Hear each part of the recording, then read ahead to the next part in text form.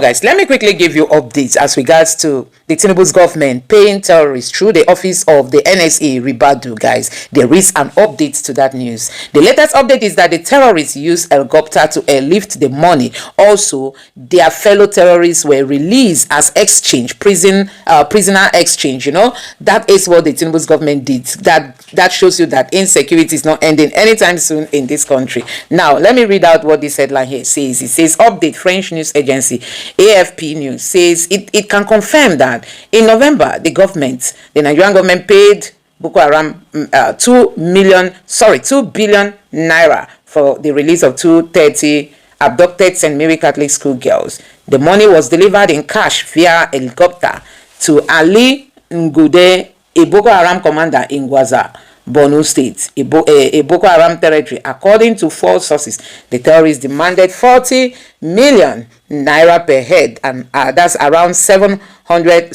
million in total. To confirm the receipt of the money, Ali Ngude traveled to Cameroon to communicate receipt to the Nigerian government, after which 100 girls were released in exchange for the release of some captured Boko Haram member or Boko Haram fighters before full release of the girls. The Nigerian government initially denied paying any ransom, and he went ahead to say that they denied paying any ransom to the terrorists, but failed to provide details of their operation in Papiri, Niger State, despite pressure from Nigerians. AFP News says it has reached out to the NSA, Ribadu, for reaction, but no reply. So guys, they've reached out to Ribadu, come and clear yourself, but Ribadu is not even minding them. You can see they said the money was delivered to the terrorists via an helicopter. Guys, this is unbelievable. The way Tinubu, out of desperation to remain in power, Tinubu is ready to go any length. I mean any length. How can you pay terrorists this amount of money? How can you? Millions of dollars. And they use helicopter to airlift the money. Not just that, Tinubu had to still release their members. Boko Haram members were released as a prisoner exchange. Guys, this is unbelievable what is happening in Nigeria.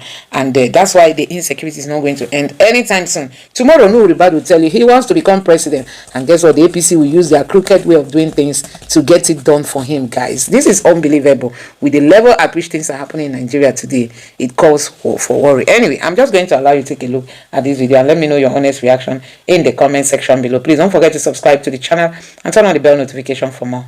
Thank you. As it alleges that the Nigerian government paid 2 billion naira to Boko Haram terrorists in exchange for 230 students and staff of St. Mary's Catholic School after they were kidnapped last November. According to the report, 3 sources told AFP that Nigeria's federal government flew via helicopter to one of Boko Haram's hideouts in Gwoza, northeastern Borno State, and transferred the funds to Ali Ngulde, one of the group's militant commanders, and because of poor network in the area, Ngulde reportedly had to leave Nigeria and travel to Cameroon to confirm receipt of the money. Once confirmed, 100 children were released. 2 Boko Haram commanders were also reportedly released as part of the deal. Now, the allegations from this report raise serious questions around what went into securing the victims' freedoms. Nigerian security services categorically denied paying any ransom, stating government agents do not pay ransoms. And we're told that the National Security Advisor, Ribadu, led the 2-week negotiations that secured the children's release in December. Now, this new report counters the government's claim, and if ransom was paid, it sets a dangerous precedent when it comes to funding of terrorist operations and hinders any sort of, achievement that we can make in this issue that we are facing in Nigeria. Your thoughts? Oji, Nigeria is a country that has been battered, that has lost its spine, and that is now degrading. And that's the sad reality. From the comments Ayo made as regards America trying to tell you what to do and not collaborating, it's an indictment to say they were trying to collaborate. They were upending your sovereignty right in front of you. Because if they tell you don't deal with Russia but deal with Hungary because Trump is close to Viktor Orban, they are upending your sovereignty. They are telling you that change your laws. They are telling you that we're taking responsibility for your country. Things you ought to provide as a sovereign nation for your people, you cannot provide it. They are taking away your sovereignty, or pending your sovereignty. And you think it's something to be happy about. It's a reflection of a country that's on the spine, that is on its knees, that has lost the spine. It has also lost the spine because you can't fight insecurity. We keep asking, the Papiri people that happened, how did they get out? The National Security Advisor told us that, don't worry, they will release them. We keep asking, if you do not kill these people in an operation, that means something must have happened. But you see, whatever allegations that they made at the parents of, is a waste, Oji. You know why? Because some of the Papiri students were kidnapped in January when another attack happened around Niger. So when you look at what is happening in the country, you also now talk about the complicity. That's to show you that Nigeria has lost its spine. A case in point, still today, Oji, who ordered the military to leave 30 minutes before the KB girls were abducted? So can we also extrapolate by saying, were the KB girls too paid? Were ransom paid for the KB girls before they will have been released? Because that was how they were released. Without shooting, without anything. What kind of deal went on? Those are the questions, Rufai. And secondly, who ordered the military to leave 30 minutes before? Just like in the case of Woro, over 100 and something people have been kidnapped now. When they sent security reports, it took the military 10 hours to respond. Another point on complicity. When the village head in Woro sent a message to the security authorities, the bandits, the criminals, the terrorists intercepted that message, and that was why they strung. Another fourth point on complicity.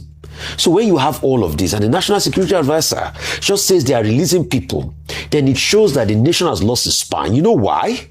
Because the general affirmation of every nation is its sovereignty and it is right to be able to protect the people in Section 14 of Section 2. So if the government has lost it in any shape or form, then it is a case of water don't pass Gary or yam pepper scatter issue after yoro. So we are in a dilemma as we speak today, Oji. And that's why when I submit to you that we do not have security, people think I don't know what I'm saying. It's because I've looked at all the parameters and say that if you are protected in this country, it's just by the grace of God you sleep and wake up. Oji, if the men of the criminal world decide to attack or strike anybody close to you, they will do it without anything happening to them. That's the kind of country we are. And that's why you see America is dictating to us. And you can see that Nigeria government has lost its spine so much that in all of this conversation, instead of us to go ahead and take the fight to these people killing people in Jos and in the likes and everything, what are we doing? We are paying millions to go and do PR and propaganda by trying to appease America, by telling America that we are trying to fight the problem when the problem is still on ground. And for him you see, you're trying to go round and round and round the truth. The truth of the matter is that there's serious flaw in the Nigerian security architecture. And I say this, you see these people, these bandits, they come on TikTok. They do giveaway. And people collect it. And nobody gets to arrest them. But between you and I, and the four of us here, go to TikTok tomorrow and say something that the government finds offensive. In less than 1 hour, you'll be picked up. Okay. All right. Prince, before we go to the virtual guest, let me stay with you. The issue of insecurity is more than troubling to all of us. And our president has given marching orders, Make sure you rescue these girls, more like a soundbite that we hear all the time. Why, do you understand why it's been difficult for the APC government? I say the APC government because it happened under Buhari. We had the United Arab Emirates give us 411 names of terrorists or sponsors. Buhari put that list inside the cupboard and never did anything with it. Malami was the Attorney General there. Now Malami wants to become president of this country. No, he wants to be governor. Okay, sorry, he wants to be governor. Yeah. He wants to be governor, sorry. He wants to be governor of Kebbi State. I don't have a problem with that. Tinubu is in place. That list, nobody has revisited that list. Do you read any intentionality? Or is it complicit? Is the government complicit? How did APC come to power in the first place? Protest? Propaganda? Those were the tools. Don't forget, they used the issue of Chibok girls. They used the issue of Dapchi girls that were kidnapped. Your present vice president was the governor of Borno State when it happened in Chibok. When the girls were kidnapped, what did he do?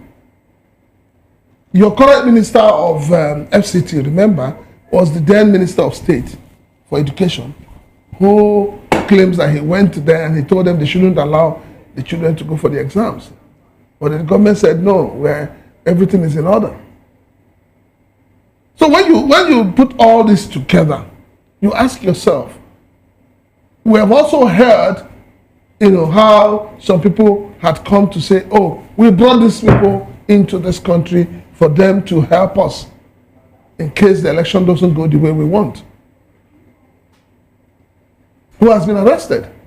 You have a Sheikh Gumi who's been going about the whole place asking the government to negotiate with bandits, terrorists, Boko Haram.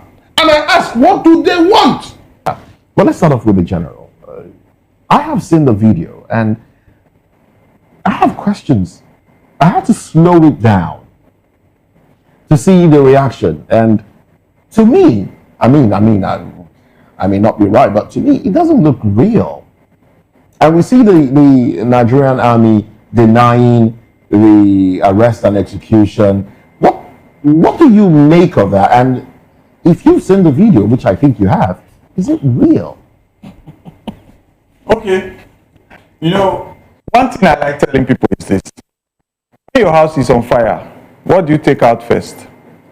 Every emergency response, emergency situation advisory, intervention, procedure will always tell you, leave. Leave your phones, leave your bag, leave whatever, don't touch anything, just dash out. Okay? If you are one of the wardens in the building, try to scale out people. Windows, doors, ladders, whatever. Now, I also ask people, when you think your level of presence in the security in the country is protected, what happens when your neglect makes such negative incidences begin to point you out as a victim? We have young soldiers that have been kidnapped, killed in open videos, beheaded in open videos. We have 2 military personnel that went to their village to get married. They were kidnapped and they were killed. And there was one lady officer like that. It also happened to her. And everything was just looking at stories. Now, let me tell you, as we speak now, even commissioners, senators, they are being kidnapped. So, when a colonel at colonel level who has a red neck is coming in the barracks, you need to change your direction. Because with that redneck, you have the right to pronounce anybody dead. You have the right to declare open fire as a colonel. I'm not even sure I can come into a place where there is a general. I'm not sure. I'm special forces trained. We just formed the elite special forces veteran community in Abuja yesterday. And we did an ESCO meeting where they made me the Deputy Secretary General, Parachutis Association. Those are elite forces. Where you see a general standing, you don't enter that place.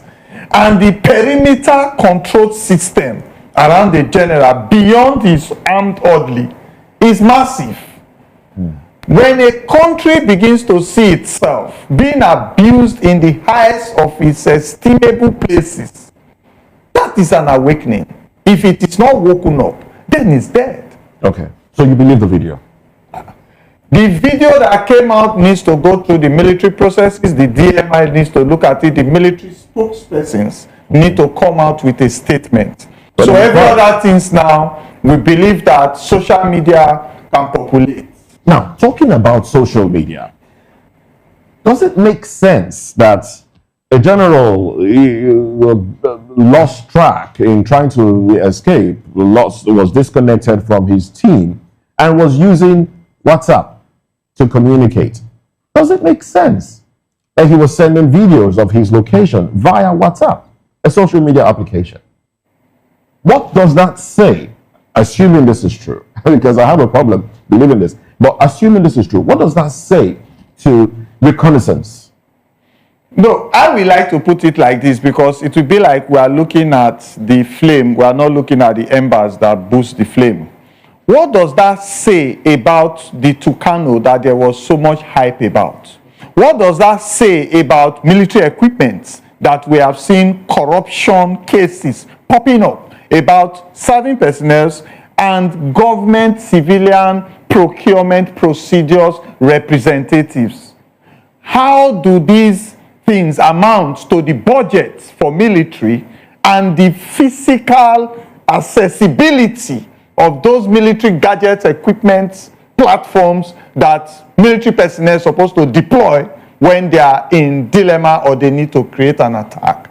Now, if a general don't have devices on him that he could geolocate to wherever he is, if a general is moving without him doing video on WhatsApp, can't we permutate from the DMI office or system to know where the general is, especially when he's on active combat? We don't need to be mentioning devices here. I know where my son is right now in Texas. My daughter in New York knows where I am right now as I sit here.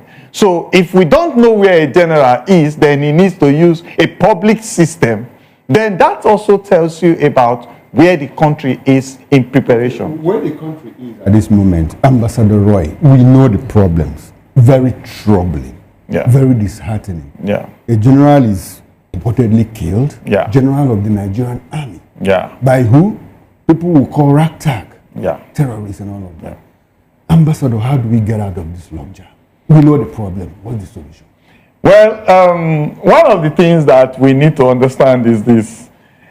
The problems were created by us, but we did not know the magnitude that it will get to.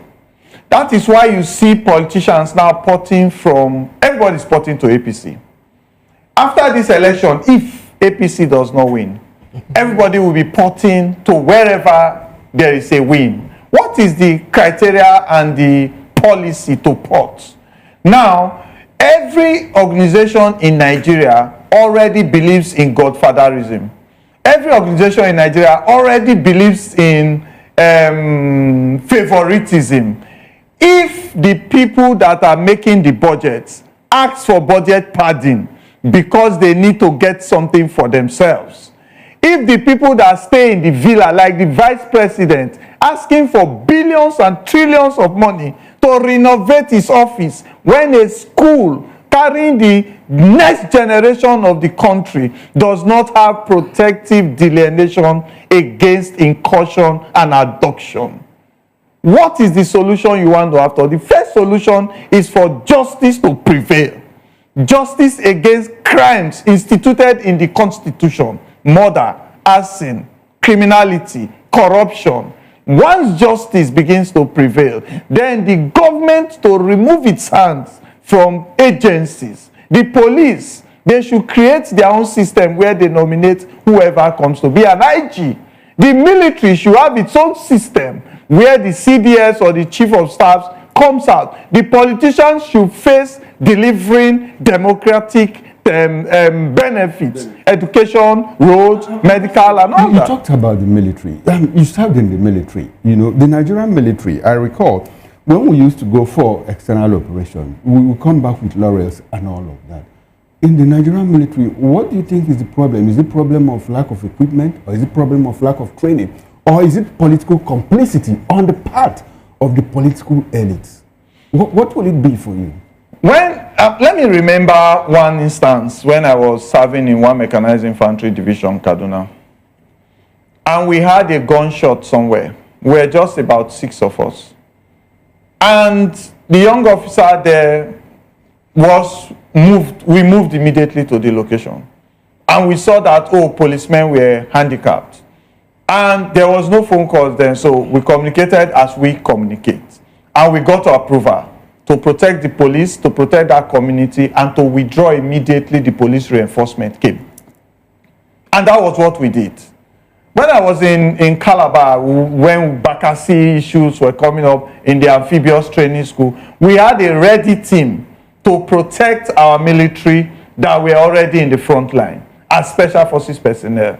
Now, we don't connect with any civilian institution once there is threat to life and national security. There was no NSA office. NSA office that will bring in to begin to decide what the military and the police does. There was no interpretation of Igbo, Yoruba, Hausa. There was no, who is that guy there? Is he a Muslim or a Christian? Everything becomes what is a threat to the country and we wipe it out immediately. We don't have any court. When the Nigerian government, politicians, started to go out to beg for loans and benefits, that was when you started to hear human rights in how we treat criminals. Then murder cases and firing squad began to get interpretations. So the governor that is supposed to sign a firing squad begins to ask, who is that guy? They say, he's a boy to ambassador. Have you called the ambassador? No, I call him now. Ambassador, this boy, I think you should tell the judge to just pend it. I'm in France. I'm trying to buy some houses for my children. So they penned it and their alert beep, bing, bing, Oga don't send, Oga don't send. And everything is pended. And that is the process. I'm talking as a witness. I'm not telling you hearsay. Now, when we began to weaken the strength of penalties, accountability, then we opened the door for frivolities. All right, thank you so much, Ambassador Roy, for that. Let's take this conversation to Honorable Geoffrey Iguatu. Good morning once again, Honorable Geoffrey Iguatu, and good to have you. Now, the present administration has spent $801 million worth of, in buying equipment, weapons now for Nigeria for us to be able to curb the issue of insecurity. With the way things are going and the fact that some people have also come up to say that some military personnel is at this point are complicit, and also the reintegration or readministration of repented Boko Haram members or terrorist members now. Sometimes people say that they've been enrolled in the military. Are we going to see all this help out in any way to curb the issue of insecurity? The spending of $801 million in one breath, and in another breath, more like pardoning and also encouraging people who have killed to still be moving freely under the non-kinetic measure of curbing insecurity. I don't think the issue still remains or is anything about funding. What is the problem in Nigerian military is about tactical formation, it's about information leakage, it's about betrayal, it's about sabotage. There is no way anybody can convince most Nigerians that there is no leakage of information around the military circle.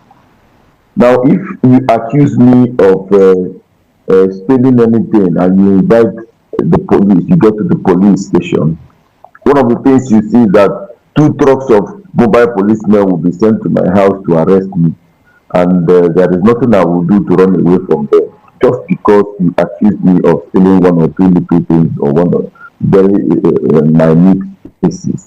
Now, bring it up to that level of military. How can a brigade commander at that level be so easily captured and killed? It sends a very bad signal. It is a very shameful occurrence. It's a pity that we're hearing such from this great country, this supposedly great country, Nigeria, spending $800 million to buy arms and ammunition and giving it to people who are not dedicated, giving it to people who are sabotaging the national security to handle, makes no difference. It doesn't make any sense. The level of killings, the level of abductions are far becoming constant, even more constant than when Goodluck Ebele Jonathan was the president. The number of people that are being kidnapped, 25, 200 and something, 300 and something, schoolgirls. This is a very, very, very pathetic case. Nigeria is turning into a very dangerous. A pathetic case indeed, very unfortunate. Let's bring it back to the studio. Prince Francis, now, he did mention the Jonathan era when this happened. 200 girls kidnapped. and now 25. And do you see a pattern in this? Could this be politically motivated to make the government look inactive, look bad, so as to have something, to say, to topple or to, push out this administration? Yeah, I think that would not be the right word to use, because when the American president said he was going to come to help the Nigerian government, suddenly our politicians became very patriotic. If you noticed, you saw a lot of, what I call them dead politicians coming up to do videos and telling you how patriotic they are, telling you how the Americans are coming for your natural resources and all of that. So if they could do that, and then the government was showing that they are in charge, I don't think anybody is doing anything, to paint this government in a bad light. But I just think that the government itself has failed the people. And that's why I said that when you and I gave up our sovereignty to the government, we gave it up believing that they will provide security for us. But they have failed us, and they continue to fail us. And there are questions. We talk about 400 and something names given to the former late president. The new president came in. He has not done anything about it. Nigerians are living in IDP camps in their own country. Nobody is saying, how do we take these people back to their ancestral homes? Nobody is asking who is occupying these ancestral homes. So it's just a failure in governance and government not facing the reality to know that the battle before them is something they cannot handle with all the videos people are making, talking about sovereignty, talking about patriotism. All right. The issue of insurgents, these guys, always on TikTok, always doing videos. In fact, I was watching a TikTok video last night where some of these bandits were making videos, and a supposed soldier was commenting under the video, saying that we'll get you and all of that. And it was laughable to me. What do you make of that? And also, I'd like you to react to the 25 girls kidnapped. The kidnap of the 25 girls. What do you make of it? Could this be okay? For the TikTok, can we trace them using algorithms? Your son can trace them. Exactly. Your son, your children of today. My child will tell me, Daddy, share your screen, and they will just do some things on my phone and it's sorted out. I'll say, how much will I pay? You get it? These things are an insult. Go to schools in Nigeria here. Look, I like talking about our university students. You can have young boys and girls that will become strategically deployed to monitor these things. But you take your own TikTok now and talk about a senator and go and hide. You hear the other guest that is virtual. He said 10 trucks of mobile policemen will storm that place. Go and hide in another village, anywhere, inside a kanu, and be there and be doing your TikTok. Another canoe will park by your side, and you hear we are from the DSS. You are under arrest. So we begin to see a country like this Oga said now, that have removed priority from citizenry deliverance of democracy and place priority on individuals and cliques and cartels within the country. If you talk about the 25 girls, I asked someone the other day, I said, if those girls were one of your daughter, one of them is your daughter, tell me your state of mind right now. For your daughter to be in the hands of drug addicts, wanton destruction mindset, set of people. Now, remove that and tell me, amongst the women in Nigeria today that are elites and highly educated, what kind of intervention have they come together to look at? Now, remove that.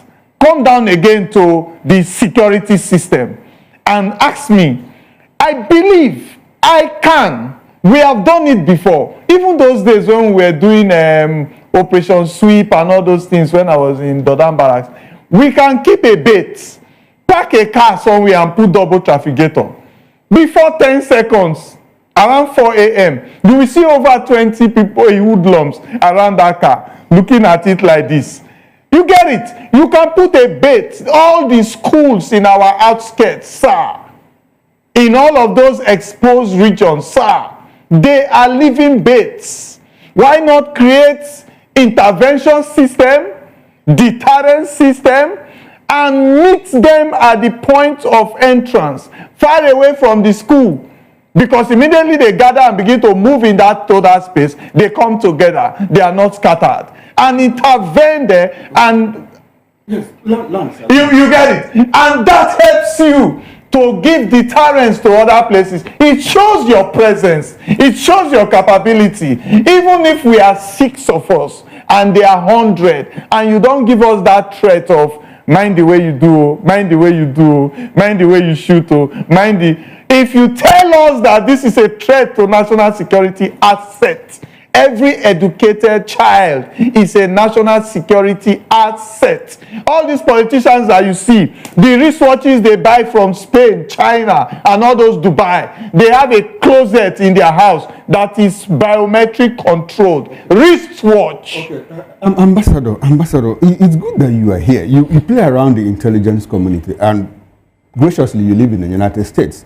And I want us to see, what can we learn from the United States with your experience there and your experience back home? Especially, we have a situation where, in many cases, in most occasions, before these attacks come, the intelligence community is informed.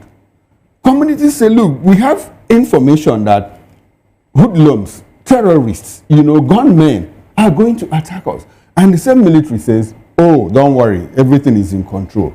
2-3 days, 1 day, hours later, that same community is attacked. What can we learn from where you live? What's the Let me start with your first question. There is no country in the world that does not have criminality. Beautiful. There is no country in the world that a criminal cannot see vulnerability. Okay. But do you have the audacity to exercise your criminal tendencies? If I leave my car and it's exposed to theft, do you have that audacity to take it and not be sure that you go to jail? Because intervention and opportunity to get to identify perpetrator, do we have your data, your registration lines, your ability to use phones? So many of them use phones to even collect ransom. Do we have the correlation of your geofencing? Where are you at this point? When you leave point A to point B, is there any flag if you have been flagged? Do we have communities that they take your identity so serious that before you buy some items, when I got my gun clearance, before I could get a Glock to buy, I had to go through some processes, and even while using it, there are rules of engagement. And you are sure that you violate those rules, you are going to answer for it. There is no judicial system where even the president has wanted to do many things. You remember the old time the US wanted, Donald Trump wanted to build the wall to block up. The judiciary will be asking questions. Not another political party, not innocent citizens like you that are supposed to be enjoying your sleep this morning to be asking questions, But here we have the judiciary itself starting in the dilemma of discord from even the NBA elections. Chairs are being thrown at each other. So we need a society that is answerable to certain tenets that keeps you geofenced, geolocated, and the integrity of your daily activities, you are answerable to them. Your team, special forces, elite forces, right? The one you just yeah, that's PAM, Paratroopers Association of Nigeria. Sorry again, please. Paratroopers. Those guys that use paratroops to come from the plane with their weapons and intervene. That's what we need. So we have airborne paratroopers. Are you offering your services to land in Sambisa and No, it's not a question of if we offer our services. It's the military system. If it is a waterway area, Navy guys pumping there. I'm an amphibious personnel, some military personnel to go and get the crocodile badge. Water to land attack is swift. Okay, but your team, are you offering your services to? We don't need to offer our service, sir. We have serving personnel that are paratroopers. It is a green light means go. There is no other question again. Everybody become a falling stone. And if you don't see an officer that is standing there hoping to be a chief of army staff, hoping that one President Tinubu will come tomorrow and say, you have served, go and rest, you have $20,000 every year. Or 60,000. You have a medical travel every year. Not following the army military discharge tenets. Meanwhile, other officers like you are forming groups to protest on the street that they don't have medical cover. You are giving benefits. So, as a young officer coming up, I want to get there. I want to grab those benefits. I want to be an ambassador.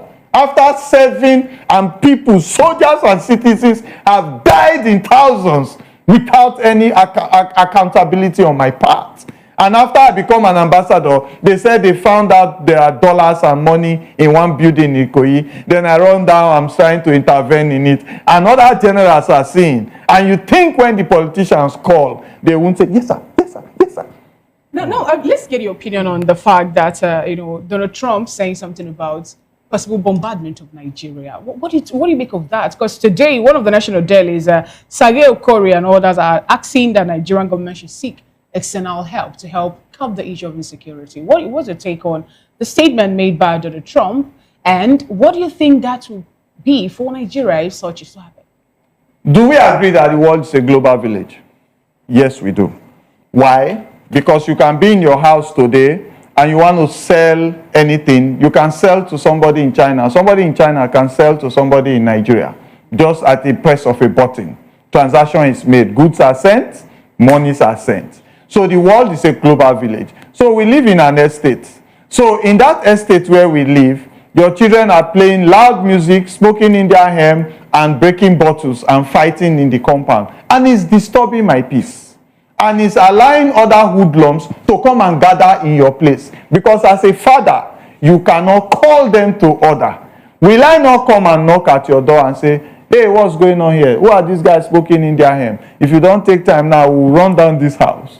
So, because we go there beggarly, because they know how much our people move out of the country against what they put in to deliver governance, is because we have sold our pride as the giant of Africa. Why is America talking to us? Why are they not talking to AU? Shouldn't they be talking to ECOWAS? Let's bring it down to say, take care of those African countries or else we'll come to them. All the institutions that we have put in place to stand in the gap, to represent the integrity of our country. Who is our ambassador in the US? Well, do you know him? Have you heard him speak? Well, the president will appoint some in the days to come. Let's hear from Honorable Ejiofor again. Honorable, what would you like to see happen, as the president has said, look, there should be swift action to release these girls? What do you see happening in the coming days? Let's get that with your concluding thoughts on this one. Well, I think the president making that statement of a swift action is just they're trying to paint the thing in such a manner that Nigerians will feel that there is something about to happen that will be different. But I don't think so. One of the things I think the president should do is to overhaul the entire military formation and find a better tactical formation that will keep our citizens prevented from such harms. This swift action, for how long do we continue with that kind of situation? Kidnap, abduction, swift action announced, presidency condemns the attack, victims, and people are suffering, people are dying, people are devastated, the country is in a bad state. So I think the president should do more than that. He's the Grand Commander of the Federal Republic, the Commander-in-Chief. He should take up action in making sure that there is a permanent solution. Something more concrete is done to prevent these attacks. Is this not the same military, the Nigerian military, that went to ECOMOG and other international missions and became successful and became great? News of their exploits were everywhere. Is this not the same military? What is happening? You heard the former military man talking about tribe, religion, and all the rest of them in the military. Something should be done to address these things so that whatever swift action the president gives instruction for will be carried out. When the president makes these announcements, the problem will be, how is it being carried out? Who is on ground to make sure that these things are, the president's order is being carried out without any other sentiment attached to it? It is important that security is taken to the high level that it should be at this moment. It's a very gruesome incident. Do you believe in the principle of responsibility to protect? Should we encourage America to make use of that responsibility to protect by coming in? Because Nigeria we've done it in Nigeria before. Well, if your house is on fire, and you have just you and one or two people to rescue 20, 50 people in the house to get all the property out of the fire, you need help. It depends on how you want to get help. But if you decide to choose what kind of help you get, you might end up having the house completely burnt down. So it is your choice to make. What kind of help would you accept? When people run in with a clear mind to get you out of that bad situation, and you think they want to steal your TV, they want to steal your chair, they might steal your TV in the process. There's the possibility, but you weigh your options, which is better. The TV, is it not better the house still standing or your TV gone? You believe to beg them instead of allowing the house to get burned. Thank you very much, Honorable Ejiofor Egwatu. Prince Francis Chilaka, let's conclude on this one.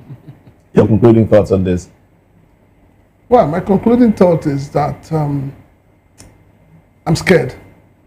I'm scared for the country, just like any other person. I grew up in a country where I could take a train from Lagos to Niger State, take a bus to Sokoto. I was moving around freely. Nobody even asked me then if I was an Igbo or Yoruba or anything. But today you can't do that. You cannot do that. So it simply shows failure in governance. And until these political leaders begin to realize that they need, as a matter of fact, that they need to take politics out and face true governance, we will continue to be where we are today. People will say, there's light at the end of the tunnel. Right now, I don't even see a tunnel, talk less of a light. All right, then. Well, I don't know if I should ask you for your concluding thoughts as well, because I don't know, or consider your last statement your concluding thoughts on this one. Okay, sorry, Ambassador. As you conclude, I would like for you to add, does Nigeria constitute priority to America's national security interest for them to want to intervene in Nigeria? Are we priority to them? This angle let me respond to this angle about America and Nigeria. If somebody tells me that, in fact, just denigrates my personality, okay? The first thing I look at is why that person can or could denigrate my personality.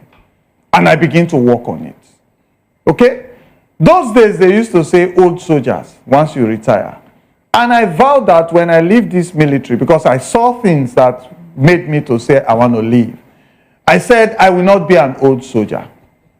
So if the United States of America said they want to come into Nigeria, why? And the question also you will ask yourself is, after the United Nations, this presidency comes into Nigeria, if they come or they don't come, do you have does it in your front burner to address all of these things? Have you guys sat together to say, can this end in our tenure? Like he said, Victory Primary School in Benin City, once my dad dropped us with his MNO 2000 Peugeot station wagon, We all want to trek back home. We gather together, we visit each other's house, take a drink, and we are going again till you get to your own house. No fears, no worries, no concern. So if America, China, or whatever wants to come into Nigeria, what they say, is it true? And are we ready to address? So guys, let me quickly show you how some Nigerians have reacted to this news. Like this person here reacted saying, the abducted St. Mary Catholic School girls are safe. They will be released soon. The president directed me to visit you parents personally. This is what Ribadu said that time. He said that the children are safe in the terrorist den. Now, you must have heard that the Benue government also want to rehabilitate bandits, guys. Instead of the Benue government to advocate for terrorists to be unalive so that they don't keep causing menace to the people of Benue, he is seeking for amnesty for terrorists, but his people are in IDP camps. Unbelievable, guys. Leadership has collapsed in Nigeria. Now, this person reacted and said, NSA Ribadu, a Fulani jihadist, recruited 7,000 ICC fighters armed with AK-47 as forest guards to continue genocide against Christians after U.S. bombing of Sokoto, of ICCs in Sokoto, ISIS in Sokoto. They armed Fulani terrorists with AK-47 in Kwara before the massacre of 200 citizens, and he tagged the White House portals. So guys, this is what is happening now. This other person here said the restriction from all over the world for Nigeria will be massive if this continue. This is state-sponsored terrorism. Another person here says some animals who still believe in one Nigeria. Another person here said, see them liars, let we the lie.